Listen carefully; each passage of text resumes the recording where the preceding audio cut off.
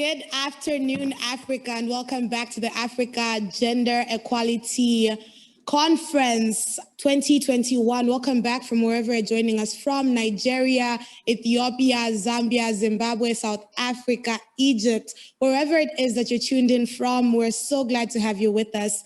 Welcome to the last session of this three-day conference under the theme, Building the Future, the Power of Movements in Driving Gender Equality. This is a session that will be moderated by Jabu Tugwana, who is a movement builder. Before we get into the session, we will have opening remarks by Madam Emma Kalia, who is the chairperson of Femnet. Please stay with us. You can find links to all the sessions on our Facebook and Twitter pages.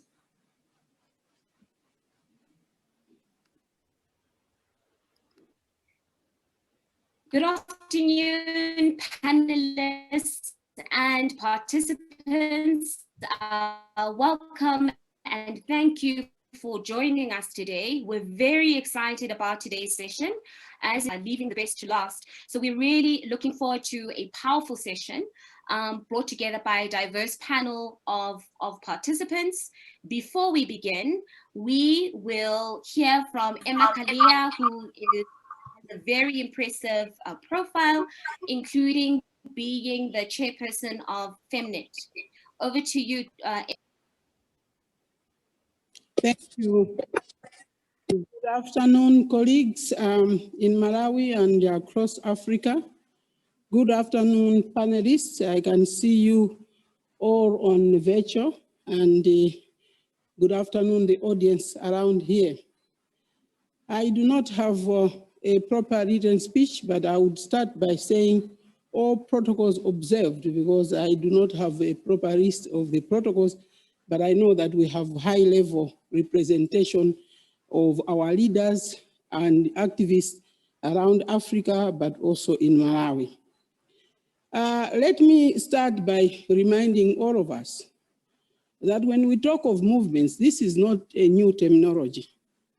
Issues of movement started some times back. Movements for many things, but in this particular case, we are talking about the women's movements.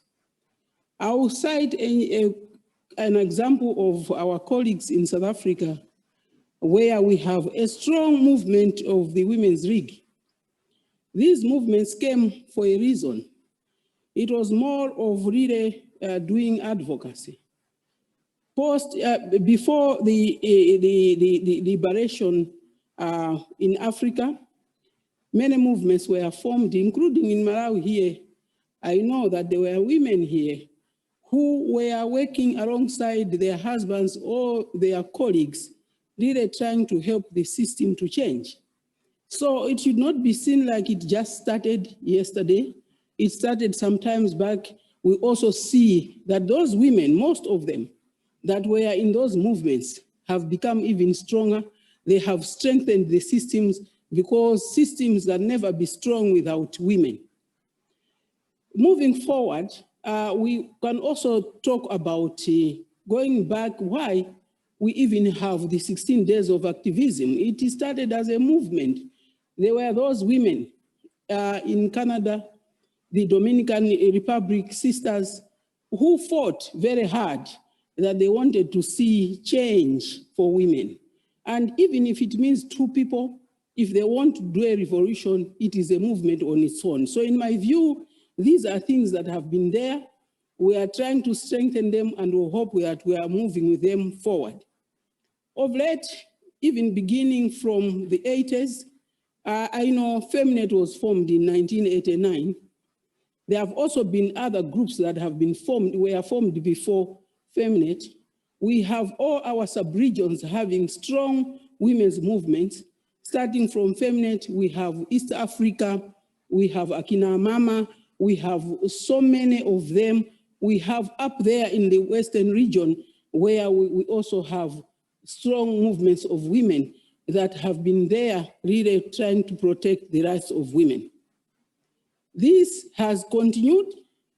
Of late now, we are seeing that there is some sort of rejuvenation of what we were in 1995, when women came back from Beijing.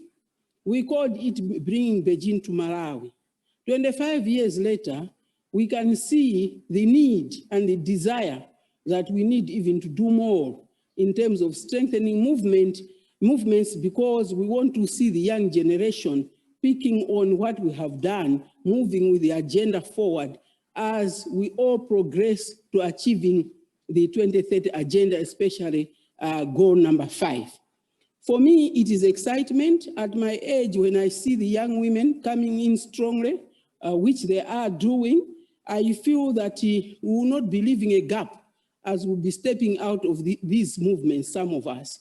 We'll be having young women who are strong enough and they can articulate issues and that they can move our agenda forward, and I'm not worried at all. I said it the other day, that in the old days, the justification was that women are not educated. Unless women are educated, they cannot be in positions. But now we are seeing a lot of young women with degrees who understand things. They can articulate matters. They are able to stand in front of people and speak to people with vigilance, but also with confidence. Hence, I see a brighter Africa, the Africa we want. Maybe when I'm here, down here, I say the SADC, the SADC we want, the Malawi we want, is in the hands of the young people and the young women that have joined the movement with authority, but also determination. So when you are sitting out there, do not despair. We just need to support these women. As we are passing on the baton, I'm very confident that they will move our agenda forward and make a difference in many things. Of course, we have challenges that we should not dispute, but I'm still hopeful. I'm a person who is always optimistic than being pessimistic, because I know in optimism, you can achieve a lot. So colleagues, I'm just giving you this preamble so that each one of us can join this conversation and saying Africa is on the path to change. Africa has the young generation that is determined to change Africa, and that the time is now. We can do it together, we can, and that we should be hopeful that we can change Africa for the women in Africa. Others will be arguing only for the women. Yes, it is the women that are going through a lot of barriers. That's why we are emphasizing, and this gender equality issue, why we really appreciate that our male colleagues have to be with us. We need to move with them, but all of us agree that it is the women that suffer the most. Hence, our emphasis many times is on women. Colleagues, I open this meeting. Feel free to contribute, especially the panelists, and I'm wishing you all the best. Thank you.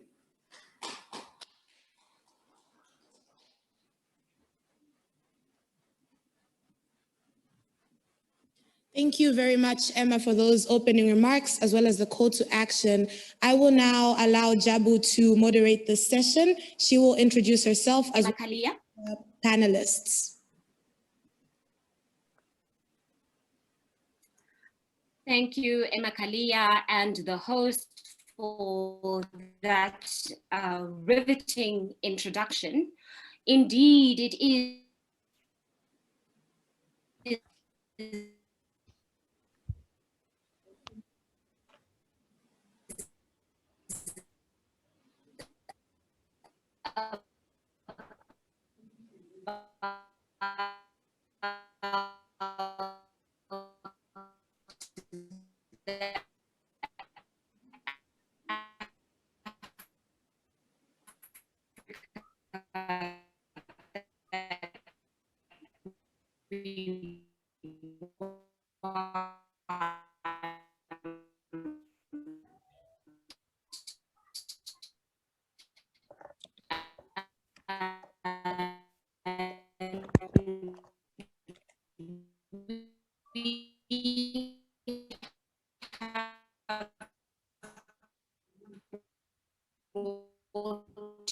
together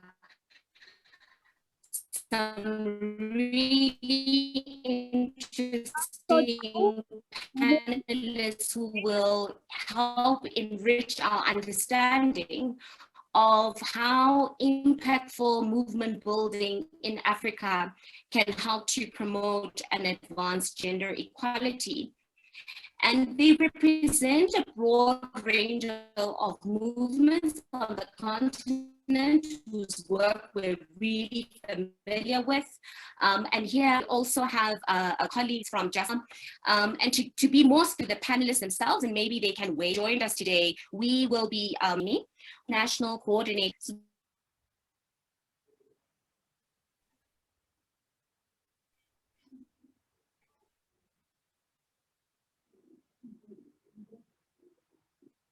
Hello, panelists. We'll just ask you to introduce yourselves and the work that you're doing in movement building so we can carry on with the session. Now we'll start with Eunice. Just introduce yourself and the work that you do. Thank you so much. My name is Eunice Musime. I'm the Executive Director of Akina Mamawa Africa. Akina Mamawa Africa is a feminist Pan-African leadership development organization. Our work is centered around 3 areas: feminist leadership development, feminist knowledge building, and feminist policy influencing and movement building. Our approach to movement building is really centered around creating cohorts of leaders that are willing to be part of the social change agenda or social justice agenda or advancing feminist futures. Thank you. Thank you, Eunice. We'll move on to Nelly. Good afternoon, colleagues, and happy to be here. My name is Nelly Nyasia.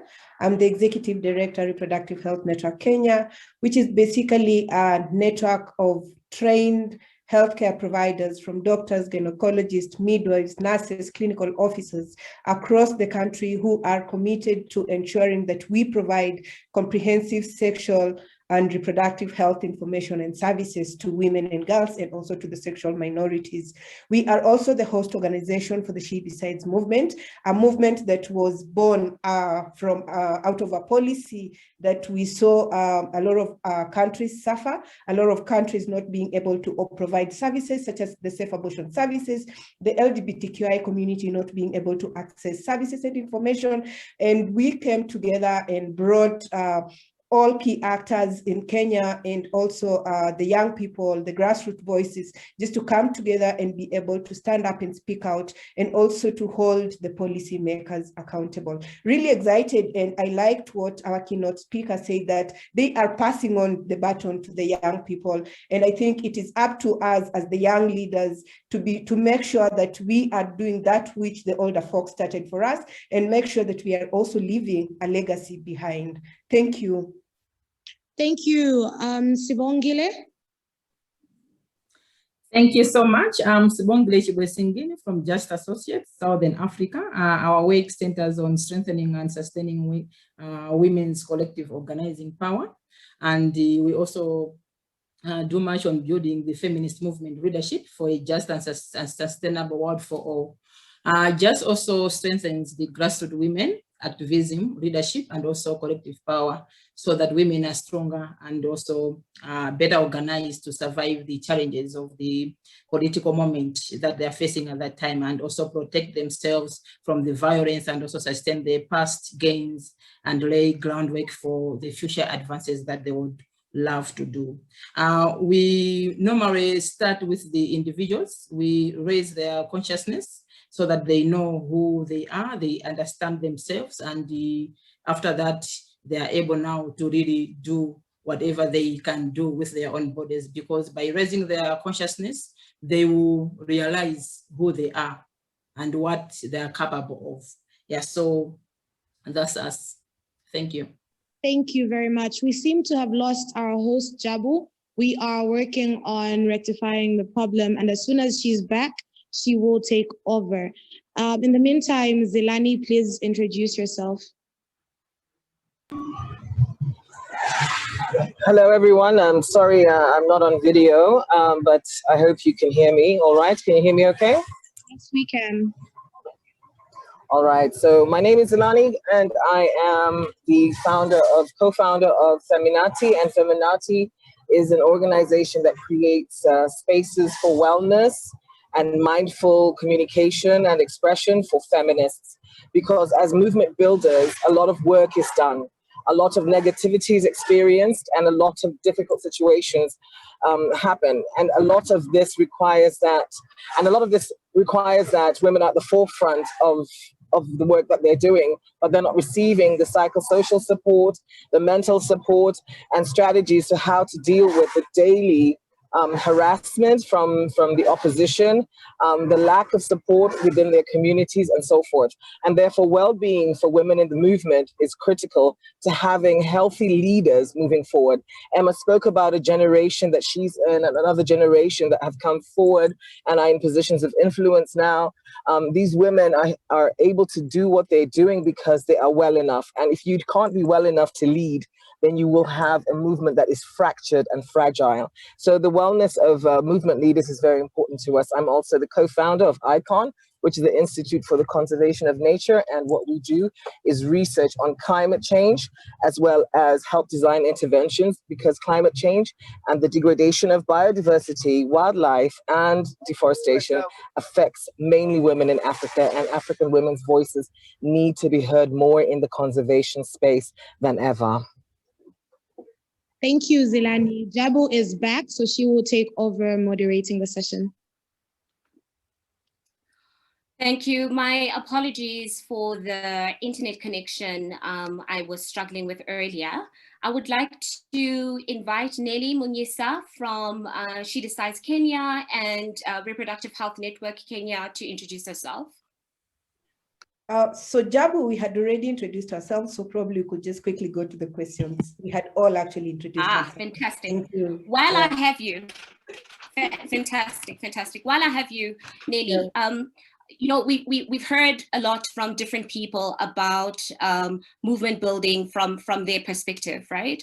I think it will be really interesting for us to understand from your experience what is movement building in Africa. Can you tell us what that is, so that we can get a sense of, you know, what it looks like, what it feels like, what it smells like? Yeah, like give us a sense so that we can touch it. Yeah. So thank you.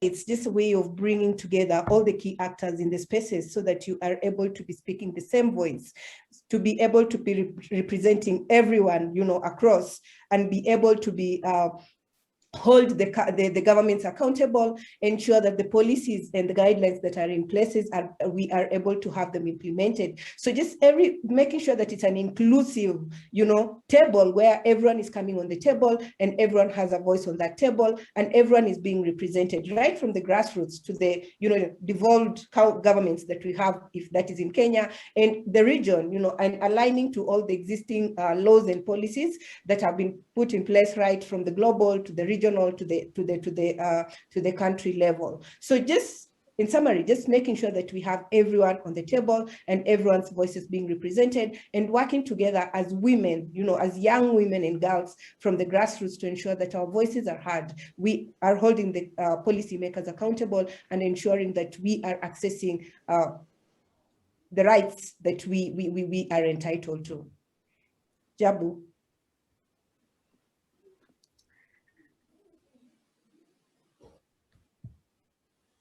Fantastic, thank you. I'm really bringing in a diversity of voices to the table, right? And I would like to hear maybe from Eunice Musima as the executive director of Akina Mama, just on this question of diversity. I know that when we are doing movement building, particularly around gender equality, one of the key questions that we always get is, where are the men, right? Where is the space that we are creating for men?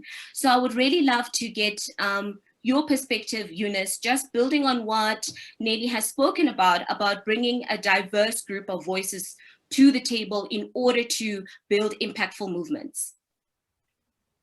Thank you, Jabu. I was hoping you didn't ask me that question because I have controversial views on that one. And I'm not sure whether I want to be political or not today, but thank you for your question. Just to recap that really social movements are about having a shared vision, a shared direction, having shared values, having shared norms, thinking through the principles that you want to articulate, thinking through the strategies, the norms, etc. But also to say that the reason we come together as feminists, it's also we want to address systemic systems of oppression. And so for me, that is the criteria that defines who should be on the table and who shouldn't be. So if someone is really not concerned about addressing intersectional, systemic, patriarchal, capitalists, and all the isms that go with what we are working towards, feminist futures, then we can determine. But specifically in terms of having men on the table or what is becoming the male involvement, men engagement, I think there's still a lot of work that needs to be done in defining the vision for the male involvement and male engagement movement. So yes, we are all working towards gender equality, but we need to determine whether we have shared values and a shared vision, really, a direction of where we want to go. And maybe also to question some of the strategies. So the strategies are not really band-aid, where we are just putting bandages on the wound, but really we are addressing the systemic issues. So for me, that would be my response, Jabu, about diversity. Fantastic, fantastic. Thank you very much. I think it's also good maybe just to bring in Sibongile from Malawi, right? So that she can share with us the experience that Just Associates has had in managing the tensions, right? Because of course, movement building is not movement building without having to face some of those tensions. So Sibongile, can you share with us your experience and how Just Associates has grappled with them, both internally as an organization as well as how partners of Just Associates have managed this? Maybe there's some lessons that we can glean from that. Okay, thanks so much, Jabu. So I think my experience has been really amazing. More especially working with a feminist organization as JAS. And what I've really experienced is I think how our entry points are when we want to work with movement building. So when people who are most impacted by the issue are driving or defining the agenda, the movement is accepted by all or by more people. So that is one experience that I've noted. And also the creation of safe spaces in movements. When women feel that they are safe, they open up and they share their experiences with one another. And with that, women feel safe and they are able to build their own movements. They are also able to organize and also transform the change, because FMB normally builds power within, and also it also helps on self-esteem, and also it also helps in leadership and also knowledge for women. Yeah, so I really understand that feminist movement building brings in the understanding of power and focuses on movements. When I talk about this, I'm talking about the collective power, which identifies and understands and challenges the negative power that is there. And these negative powers are in the systems, norms, and values that people are confronting. Yeah, so the tensions are really there. And when you really know what you really want to do, or when you know what your issue is, I think you can easily make sure that the tensions are not really that high, because when the knowledge and skills are imparted to women, women realize their worth and also their capacity, hence making women feel confident and they can speak out, they can amplify their voice and also make a difference. This happens because they know what they want to do, they know what the issues are and how they should handle them. Thanks, Jabu. Thank you, Swongile. Nyakondwe Zilani, I would love to pick your brain just around safe spaces, right? Because Swongile spoke about the importance of having safe spaces for women in movement building. And I know that this is something that Saminati does really well. I wonder if you can share your perspective of movement building from the lens of the safe spaces and why they're important.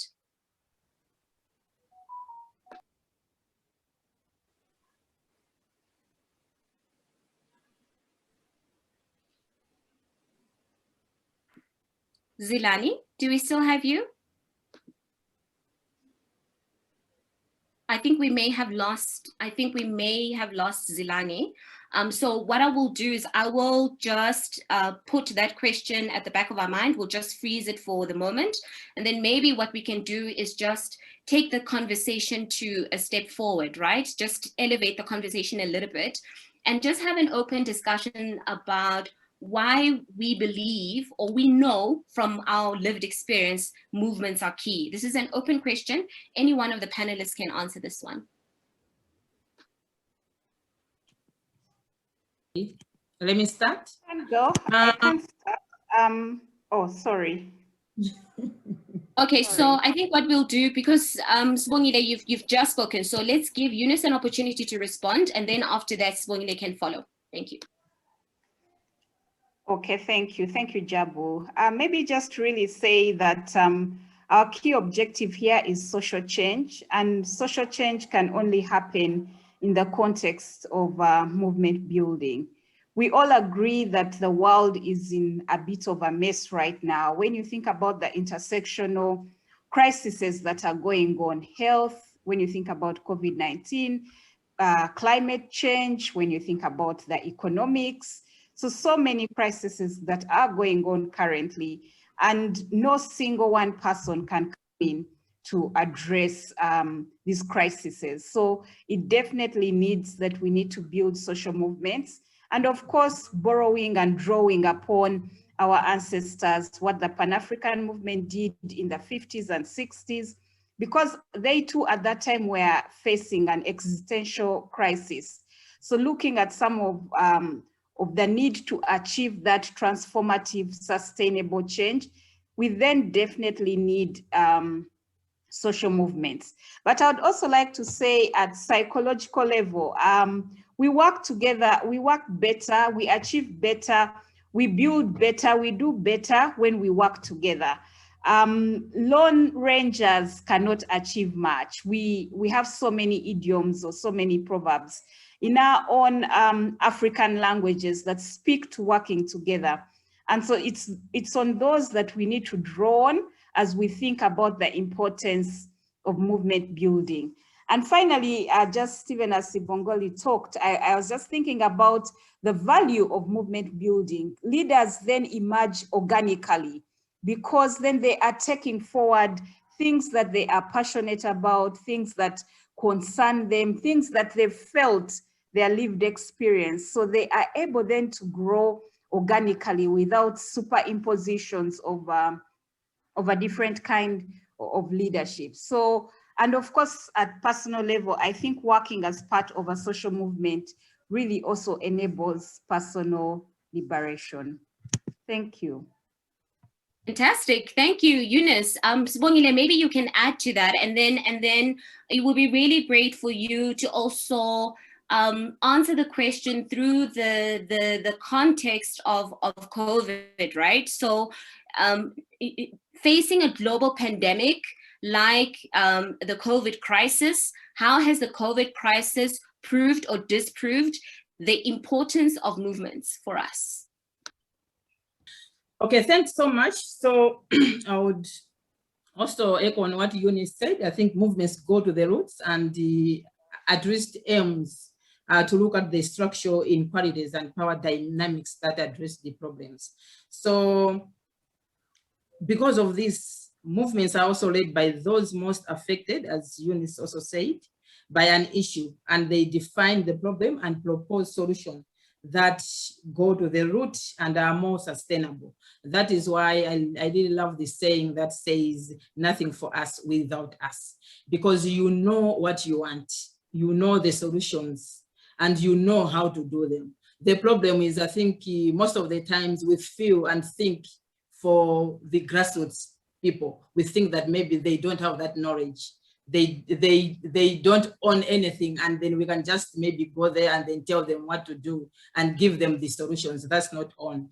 Movements are really key because they zero in at the root causes of what the issues are. So grassroots women are custodians of culture, and we know that these women are all over our African country.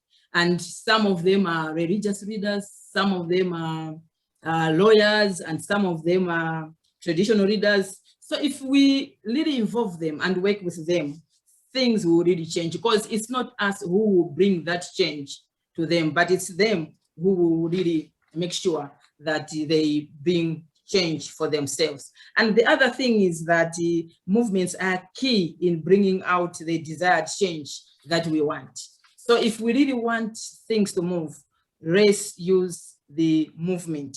And I'll also talk about COVID and other things. I think what I would say is if we really use movements to address issues, women will come up with solutions. The issue of COVID now, women are coming up with solutions. They are seeing how to organize in their communities. We can't organize as we were doing maybe last year and those other years, because we can't meet face to face. So how are women organizing nowadays? So we are also talking of Zoom, whereby other grassroots women cannot even manage to be on Zoom, but we are talking of Zoom as one way of movement building. So what other ways are women coming up with to make sure that they are also organizing and making sure that they are meeting in their localities? Yeah, so things of climate change and all that, things are happening and people are organizing and they're keeping on doing the good work because of the oneness and also the collective power that they have. So there are so many things that are coming up, because we also know that pandemics will come and will continue coming. So movements are really critical and they are really needed for our future organizing, because we focus on what is the issue and how can we deal with it. Yeah, thank you.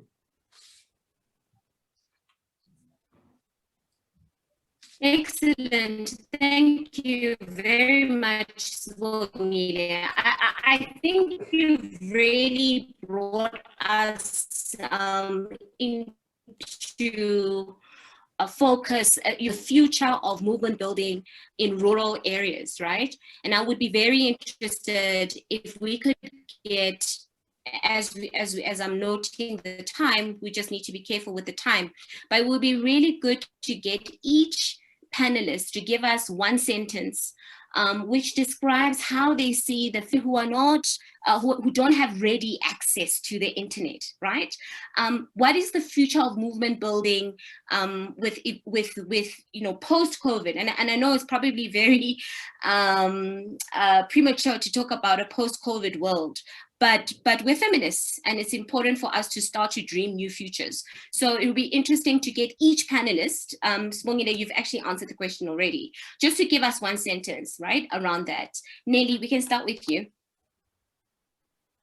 So thank you so much, Jabu. And just listening to the other amazing speakers, I think they really bring out what we really need as women in leadership, as movement builders, as the people that are at the forefront to make sure that we are bringing everyone on the table. They've really brought it out nicely. And so for the future of movements, one, I believe that we need to get donors who really believe in the power of movements, who really know that the work of the movements is very critical, given that we bring on board grassroots voices, we bring on board women, girls, marginalized and vulnerable, and we are able to have these voices hold the governments and policymakers accountable. So for me, I'm looking at a situation whereby mainstream funders need to trust movement builders. We need to trust feminists more because they understand what the issues of women and girls. And this does not mean that we are sidelining men and boys, but we are just finding a platform where we can prioritize people that have been affected before, and then we can also, have the men and boys on board to support the women agenda. Thank you, Jabu. Fantastic, very provocative. So we need the donors to trust us more. Aha, very interesting. Okay, fantastic. Eunice, what's your take on this? With the COVID lens, I would say the future of movement building needs to really center indigenous knowledge. I know before, at the start of the pandemic, it was predicted that we'd see dead bodies lying in the streets in Africa because everyone suspected that we're going to die like fleas because of our healthcare systems that are still quite poor, etc. But because of our indigenous ways of living and being and our indigenous foods, we are still standing. I know, and that's not to dilute the fact that we have also lost some people, but just to say that our indigenous knowledge has held us together. The fireplaces, the conversations, the ways we rejuvenate ourselves, the foods, the way we cook them, the way we eat them. So all those practices. So I would want to see the future of movement building, centering all healing justice practices as well. So for me, that would be my take. Excellent. That's a really beautiful way to help bring the conversation full circle. As we're running out of time, I just want to take this opportunity to wrap up the key things that emanated from this discussion. And I think there are about 4 of them. So one thing that came up was that movements are critical because we need movements to achieve sustainable systemic change. We cannot conceive of a new world without having movements. We talked about the importance of diversity, but we also talked about privileging the people who are most affected by the particular issues in order to achieve the change that we want to achieve. There was discussion about safe spaces for women. We also talked a little bit about the context of movement building in terms of COVID. And we asked earnestly for donors to trust us a little bit more, and also for ourselves, right? A message to ourselves as Africans to continue to center our own people and our own knowledge. And I think that's quite powerful for thinking about the future. So we're thinking about the future without forgetting the past, our history, and the jewels that come from that. So that's really beautiful. Thank you everybody for your time. At this moment, I will hand over to the host who will do some questions. And I believe there's a handover of an award as well. Over to you.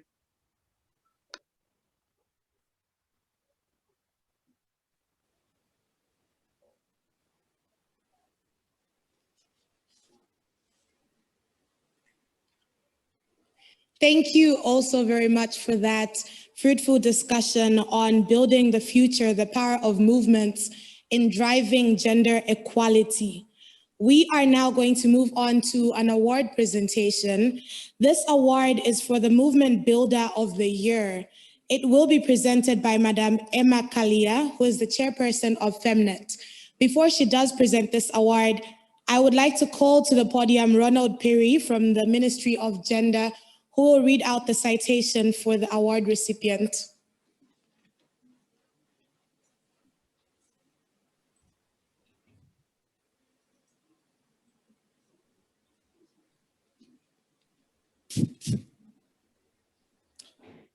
Thank you very much.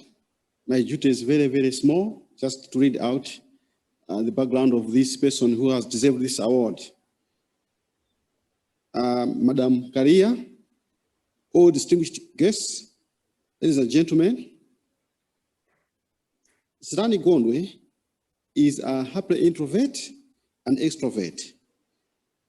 Zran was born in Malawi, but raised and spent most of her lifetime abroad, where she also did education, but also where she developed interest, which included travel, but what over time she acquired skills to do advocacy for gender equality, feminism, and the empowerment of marginalized and vulnerable groups.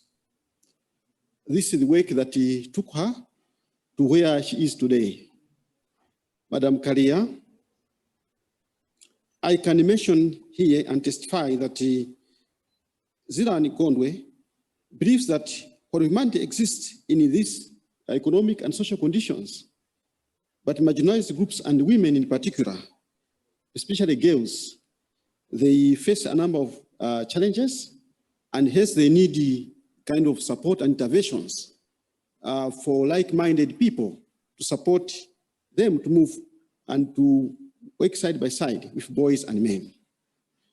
And because of this passion, Zilan found herself fighting for rights of girls, encouraging girls' education, but also passionately supporting them to ensure that they are integrated in society. Madam Karia, over the last few years, Zilan moved her energy towards the conservation. So she is also one of the strong and renowned ecofeminists. And she found an iconic organization or institution, Institute for the Conservation of Nature, which is found on www.icon.mw, which is an international climate change think tank, which has made a remarkable contribution to Malawi. She is so far a lead consultant and project coordinator in Irongwe. And she's also a fellow of Women Environmental Africa 2021. Her contributions in the environmental justice have been very profound and outstanding because she has been able to advocate for environmental justice in Irongwe Water Board, Nika Vaza Trust, Environmental Investigation Agency, and in Irongwe Wildlife Trust, where she successfully campaigned for crimes involving some kind of wildlife and also illegal trafficking of wildlife, which also has helped Malawi to recover millions of losses, which we have been incurring due to this type of behavior. Madam Karia, Zilani Gondwe began her career as a journalist, but over the years progressed to actually to become one of the renowned gender activists. And so far, she has done a lot of work with like-minded organizations. To mention just but a few, in Malawi, she has been able to work with UN Women, supporting the work on gender equality and women empowerment, but also has worked with Girls Effect in girls' education and empowering women and girls to make sure that they are also able to participate in education. Further, she's a team Mask for All Malawi, which has been very remarkable during this COVID-19 era, where they have produced millions of free protective clothing, face masks, and have been distributed to various Malawians so that they can protect themselves from COVID-19 pandemic. She has also been a board member for TV and Media, for Nika Foundation, and has been a patron of Project Inspire, as well as the Poker Hills Culture, just to mention but a few institutions where she has made a remarkable contribution. Madam Emma Karia, all distinguished guests present here, ladies and gentlemen, I present Zilani Gondwe, winner of the movement for the Community Builder Award. Thanks so much.